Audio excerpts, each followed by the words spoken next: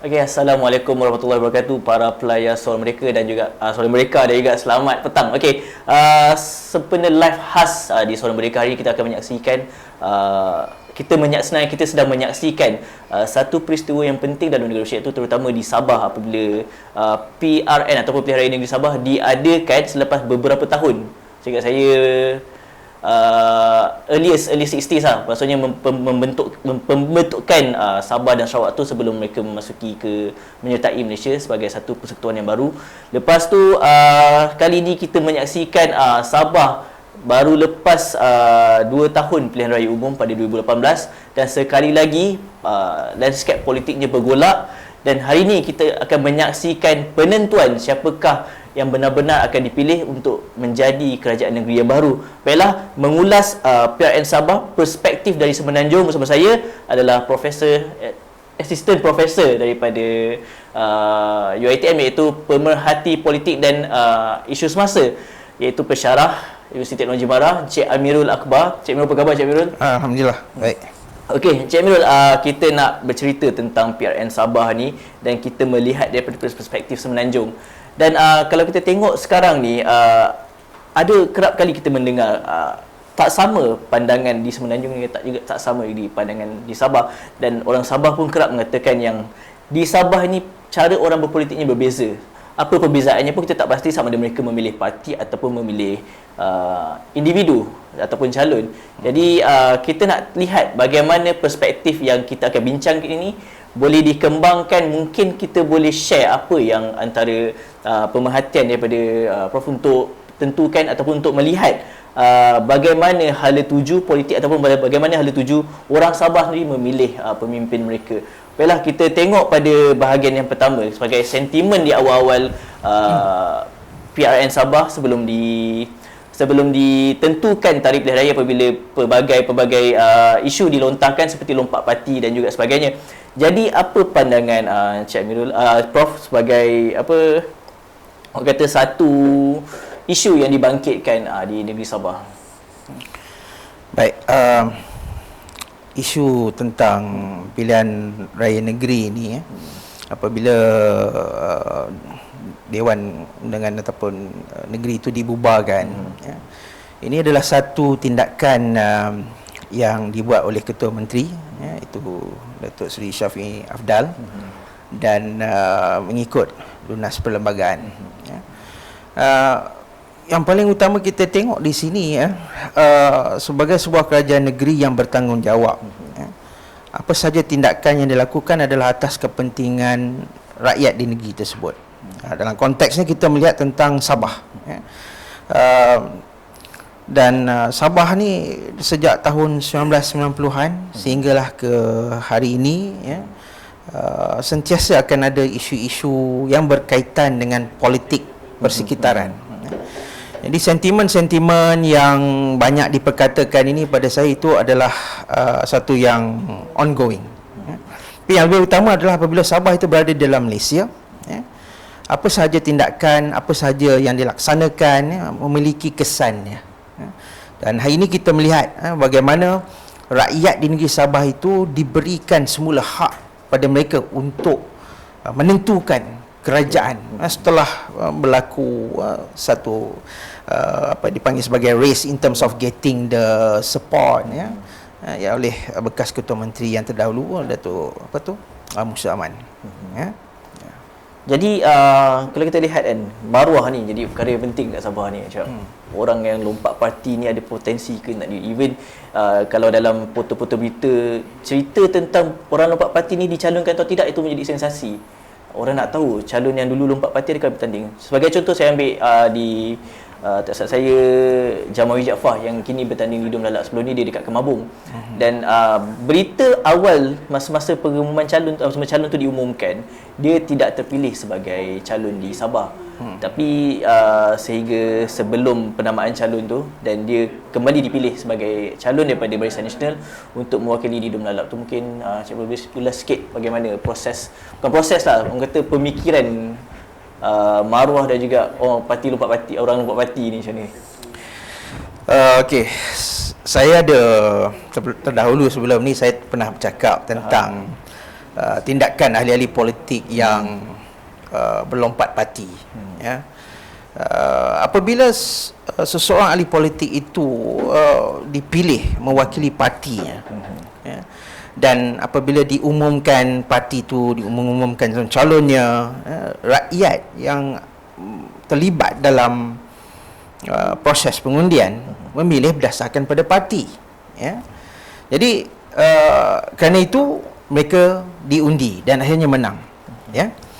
Tetapi kemudian apabila mereka bertindak untuk melompat parti, ya, ini mendatangkan satu perspektif baru, ya, iaitu kuasa dan juga apa yang dipanggil sebagai mandat yang diberi oleh rakyat itu seolahnya telah diketepikan.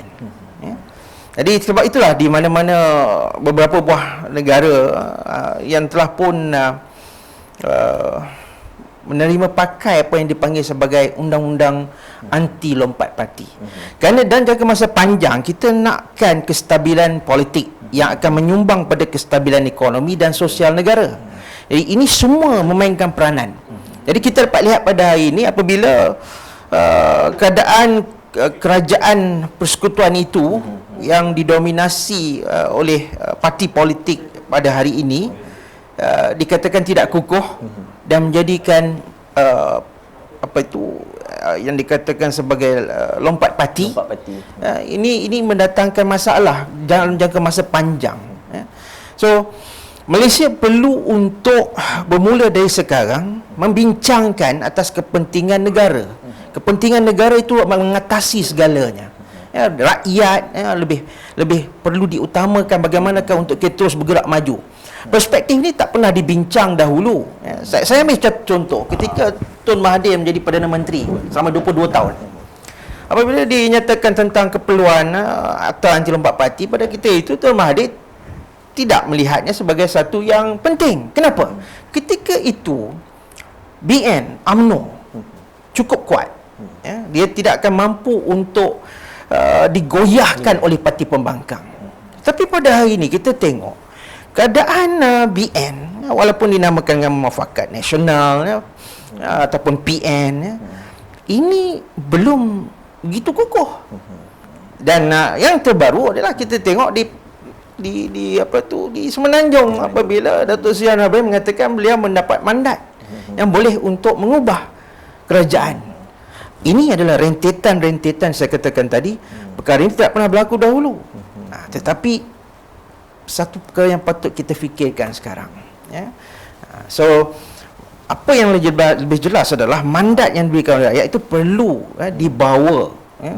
Dan jika aktiviti ataupun isu berkaitan dengan lompat parti ini terus berlangsung, saya ingin menyatakan bahawa rakyat di Malaysia tidak kira sama ada di Sabah, Sarawak, di Semenanjung, kebanyakan daripada kita pada hari ini sudah cukup tahu, sudah cukup matang, cukup maklumatnya. The information is actually at our fingertips.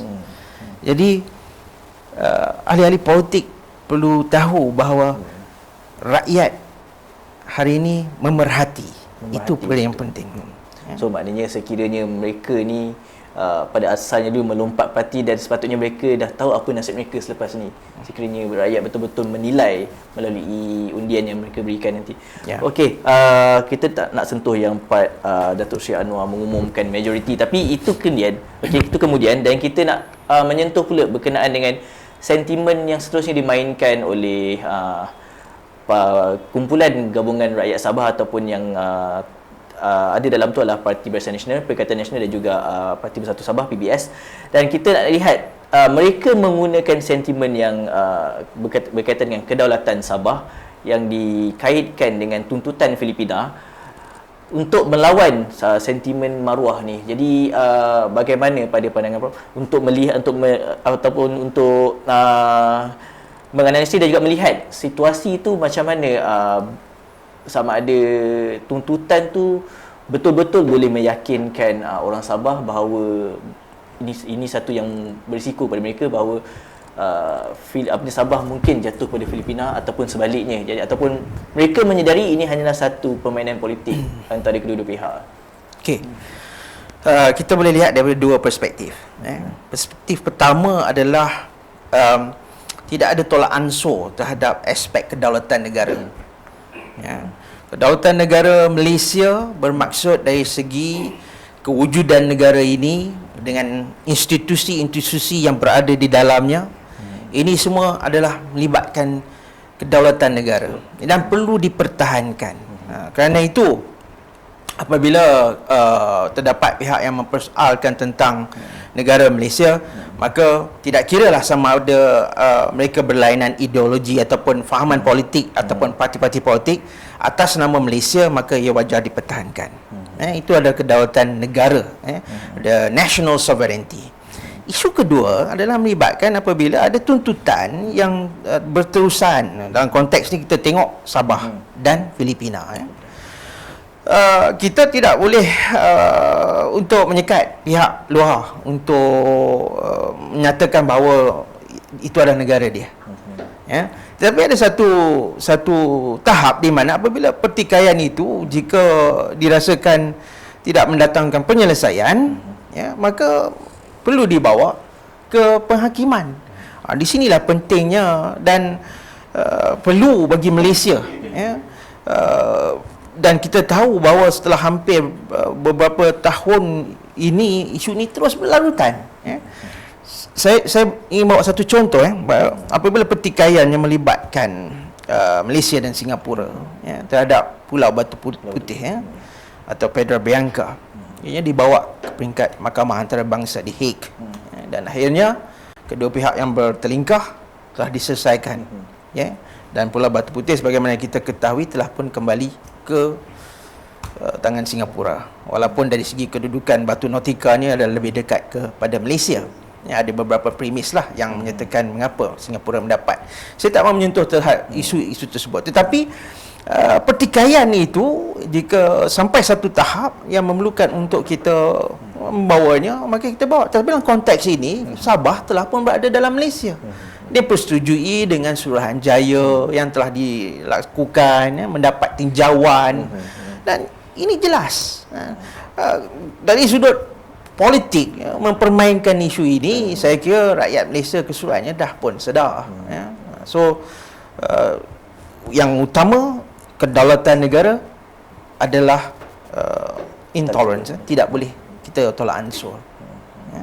Okey, jadi kalau kita lihat kan, walaupun kita dapat merasakan kita menyedari bahawa ada satu yang mustahil, tuntutan sedemikian boleh berlaku ataupun direalisasikan oleh Filipina itu sendiri. Jadi kalau kita tengok pada permainan-permainan dari ahli-ahli politik ni, seolah-olah menakutkan rakyat Sabah. Jadi dengan kenyataan daripada Ketua Menteri Datuk Seri Muhammad Syafiq Abdal berkata, beliau meminta supaya Filipina mengemukakan kepada penghakiman untuk melihat benar atau tidak, dan seolah-olah kebenaran yang diberikan oleh Ketua Menteri itu membenarkan ataupun seperti mengiktiraf apa tuntutan Filipina tu.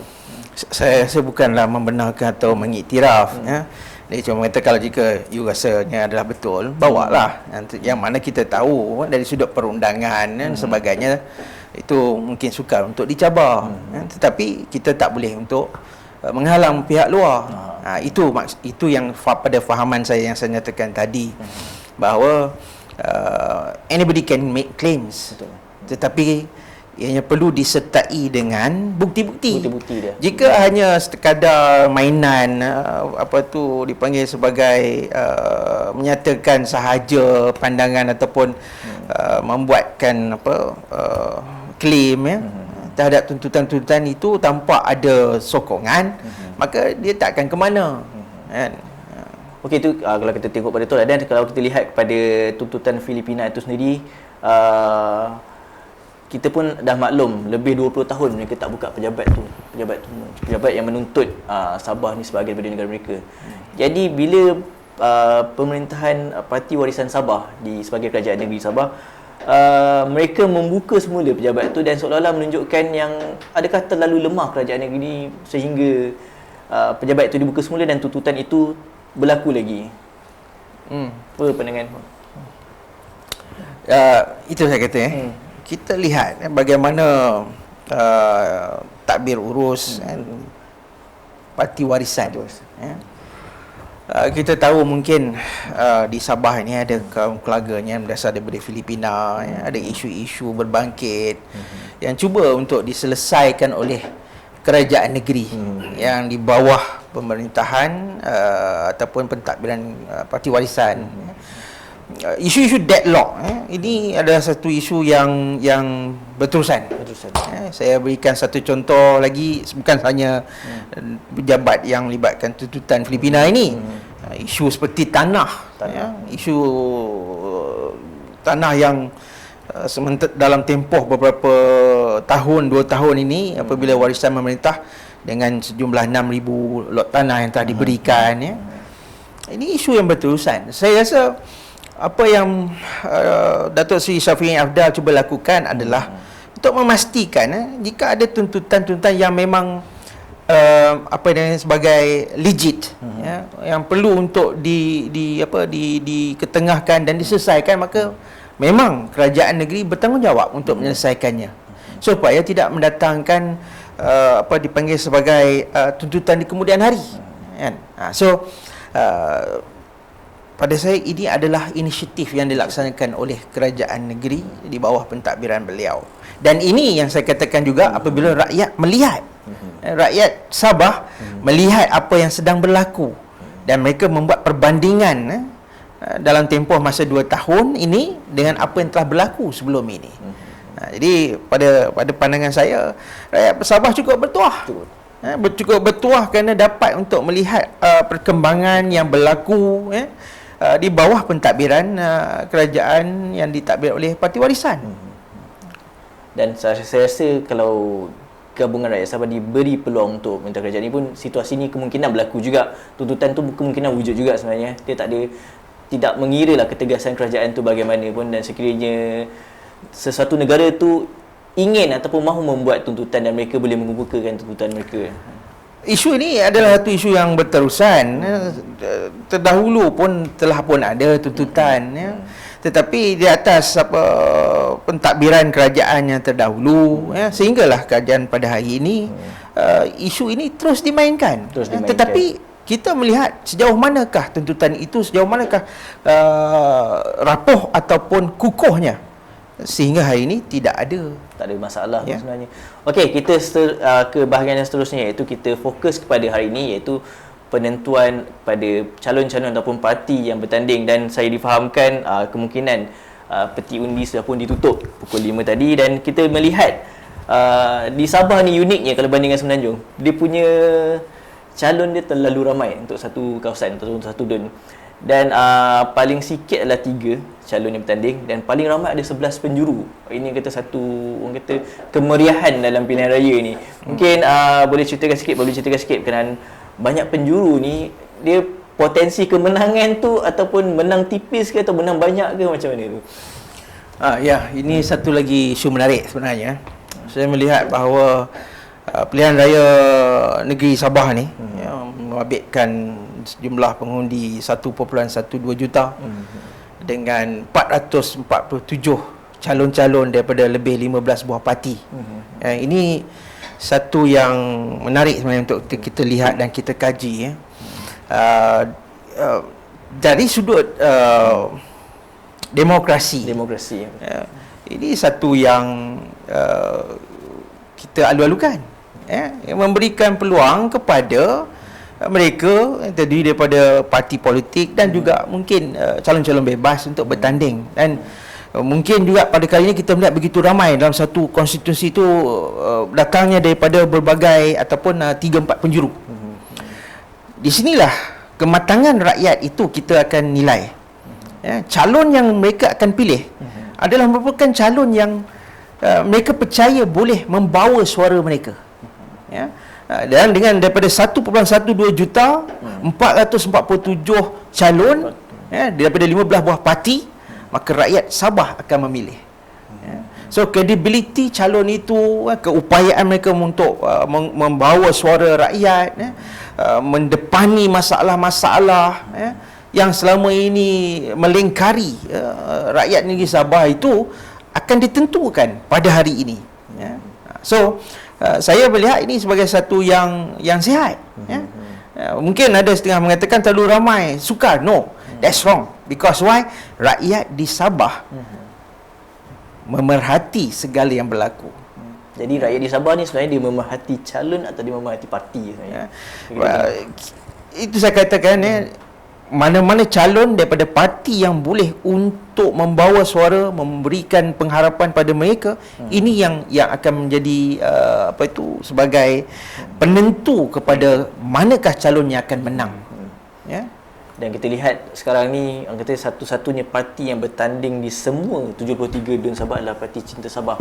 Dan Parti Cinta Sabah ni diketuai oleh bekas Menteri Persekutuan dulu Dato' Sri Anif Rahman. Ya. Jadi kalau kita lihat potensi Parti Cinta Sabah ni, adakah dia benar-benar boleh menyaingi parti yang dominan ni macam Gabungan Rakyat Sabah ataupun Parti Warisan Sabah ni?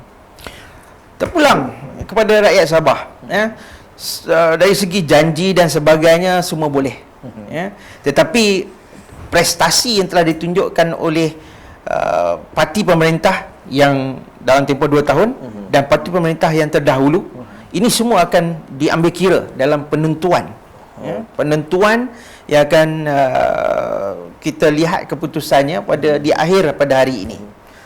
Okey, kalau kita tengok pada pemerhatian dalam masa tempoh 2 minggu tu kan, kecenderungan rakyat Sabah ni mereka nampak ke arah mana sebenarnya? Mengekalkan parti sedia ada atau mereka benar-benar mahukan perubahan? Ini soalan ni Soalan cukup emas sebenarnya, bukan ni soalan apa bocor rahsia undi. Kita melihatlah pandangan pemikiran Sabah, orang Sabah ni menyampah sangat ke dengan parti ni. Orang Sabah ni suka sangat ke dengan parti ni. Kita tengok sepanjang 2 minggu yang berlaku ni, 2 minggu kempen ni, parti mana sebenarnya yang ataupun rakyat Sabah ni benar-benar mahukan perubahan yang macam mana sebenarnya? Pada saya cukup jelas. Manusia ini dia ada cita rasa. Dan dalam konteks hari ini, saya berpandangan bahawa rakyat Sabah ini, walaupun ada yang mengatakan mereka telah membuat keputusan, ini lebih kepada sayur, telah membuat keputusan dan sebagainya, tapi yang akhirnya akan menentukan dalam mereka sendiri. Dan kalau kita tengok dari segi sentimen yang dinyatakan tadi, sentimen itu kita melihatnya dari perspektif Semenanjung, tapi mereka yang di Sabah, mereka yang lebih tahu. Jadi apa yang mereka mahukan, apakah perubahan yang berlaku, seperti juga yang terdahulu, dari segi keadaan kemenangannya itu yang mungkin bersifat upset. So pada hari ini kita tengok, kita akan dipersembahkan, adakah dengan kematangan rakyat Sabah itu sendiri, dengan keperluan mereka, ini semua akan menjadi penentu kepada siapakah yang akan meneruskan legasi pentadbiran dan pemerintahan di negeri Sabah itu.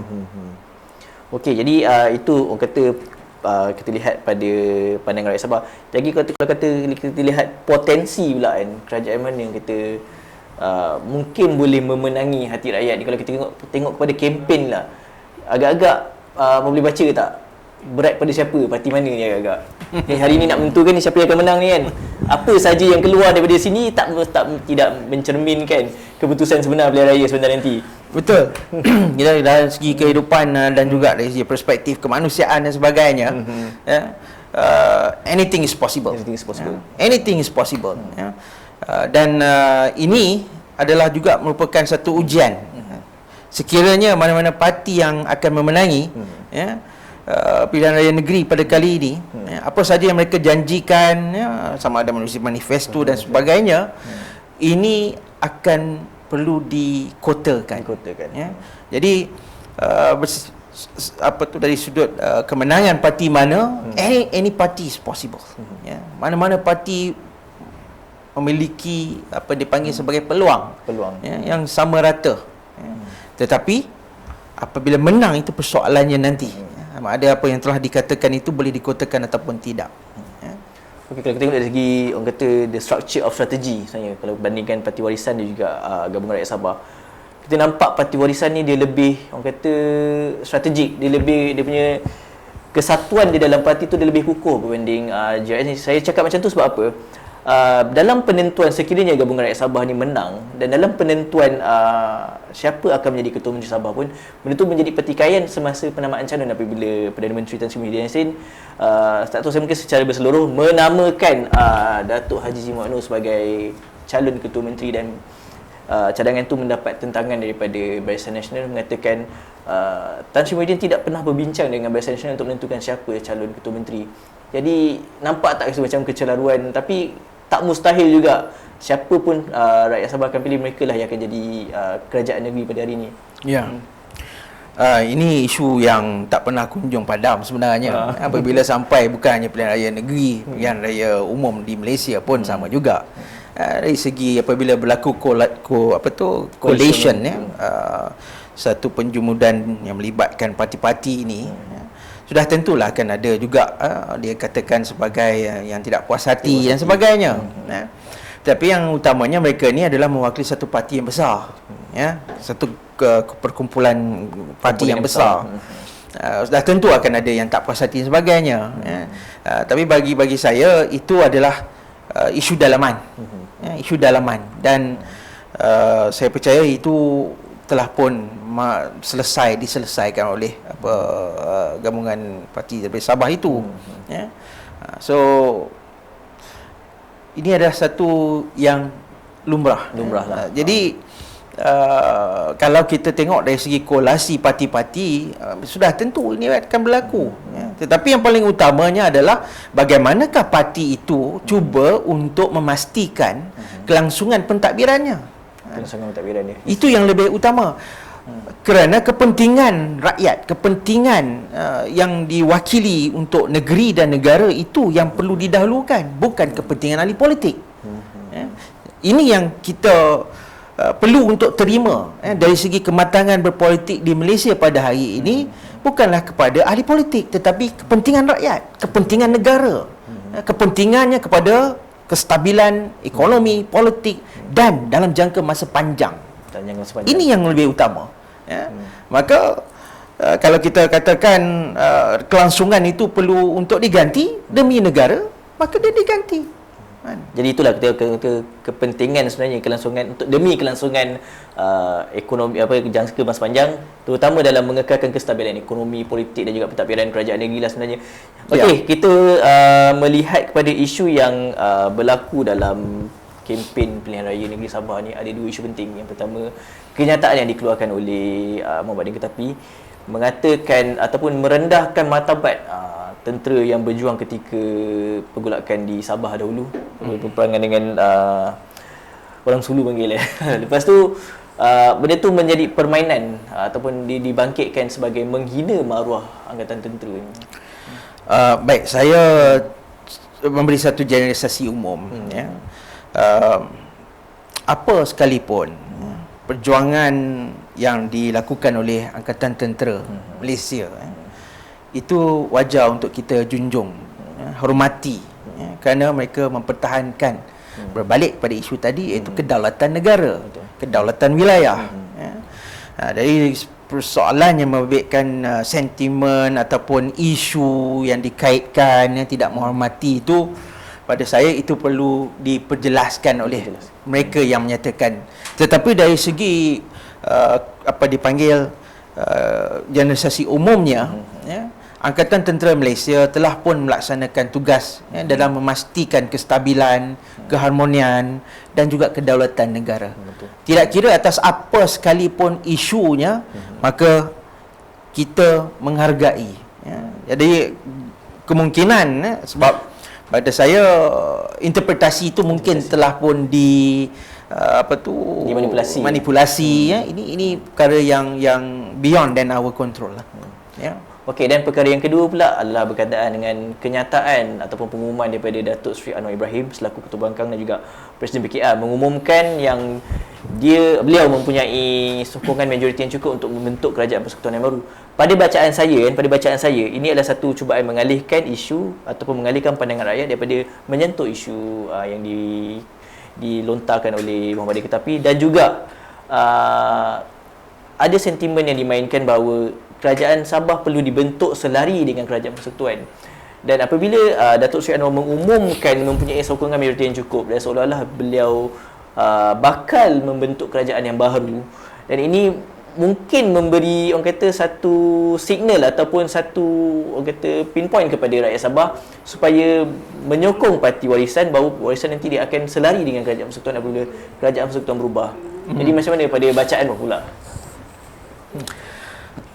Kita ni adalah negara demokrasi, raja berperlembagaan. Majoriti dari segi apa dipanggil pegangan ataupun sokongan yang melibatkan ahli parlimen itu akan mengangkat apa yang dipanggil sebagai parti pemerintahnya yang akan menjadi Perdana Menteri. Jadi baru-baru ni nyatakan bahawa Datuk Seri Anwar Ibrahim mengatakan bahawa beliau telah pun mendapat majoriti. Tapi apa sekalipun kita melihat bahawa ianya perlu mendapat endorsement daripada yang di-Pertuan Agong. Ya, dulu yang apa tu yang di-Pertuan Agong. Yang mana sehingga ke hari ini masih lagi belum. Jadi atas premis tersebut ianya perlu dibuktikan. Jika ianya benar maka diperkenankan. Jadi pada hari kita melihat masih lagi kekal. Tak timbul soalan sama-sama ada kerajaan negeri itu tidak menyokong kerajaan pusat nanti akan memberikan kesan kan, tidak. Pada saya ini satu lagi isu apabila Malaysia dibentuk Malaysia dibentuk dalam tahun 1963 tujuannya adalah pada asalnya untuk kestabilan rantau ini daripada ancaman komunis to avoid Singapore from becoming little Cuba dan untuk membebaskan apa tu ancaman komunis di apa Sarawak dan Sabah dan sekaligus memakmurkan pembentukan negara Malaysia. Jadi ini jelas bahawa pembentukan Malaysia ini adalah untuk kemakmuran bersama. Untuk kemakmuran bersama, tidak bolehlah kita mengatakan bahawa apabila sebuah kerajaan negeri ini tidak selari dengan kerajaan persekutuan maka dia akan tertinggal. Ini dalam jangka masa panjang. Malaysia secara holistiknya perlu menerima hakikat ini. Perspektif yang telah dinyatakan sebelum ini apabila tidak selari dengan kerajaan persekutuan akan tertinggal. Ini perlu diperbetulkan dan parti pemerintah di peringkat persekutuan perlu untuk menilai semula segala premis ini. Kenapa? Malaysia dibentuk adalah untuk kemakmuran bersama di atas federasi. Jadi apa dipanggil tanah Melayu, Sabah dan Sarawak. Ini yang sebelum apa tu Singapura dikeluarkan. Okey, ni mungkin soalan terakhir saya lah sebagai nak tanya kata sebagai orang yang ada kepakaran dari segi akademik berkenaan dengan pandangan terhadap media, terutamanya di PRN Sabah. Bagaimana media sosial ni kata memainkan peranan dalam kata cuba-cubaan untuk mempengaruhi rakyat Sabah menyokong mana-mana parti ni. Baik. Dalam mana-mana kajian menyatakan bahawa media sosial memainkan peranan dalam mempengaruhi, dalam membawa, mengarahkan sokongan. Saya mengatakan bahawa perspektif ini ada benarnya. Tetapi dia mengikut situasi. Jadi dalam konteks Sabah ketika ini kita perlu terima hakikat bahawa selain pada media sosial ini pemimpin pendapat bermaksudnya orang yang mereka lihat mereka yang berada di kawasan itu juga memainkan peranan dan kombinasi kedua ini media sosial dan juga rakyat tempatan akan banyak menyumbang. Dan saya perlu nyatakan di sini bahawa media sosial itu bukanlah faktor penentu, bukan faktor utama penentu. Walaupun ramai yang mengatakan bahawa itu akan membawa kepada perubahan corak pimpinan ataupun sokongan, yang masih belum dibuktikan secara secara saintifik ataupun secara jelas. ada peranannya tetapi bukan secara total. Alright, okey, itu saja yang kita bincangkan bersama dengan Encik Amirul Akbar daripada Fakulti Komunikasi dan Pengajian Media Universiti Tanjung Mara. Okey, terima kasih banyak kerana sudi datang ke studio Suara Merdeka. Terima kasih. Okey, terima kasih. Assalamualaikum.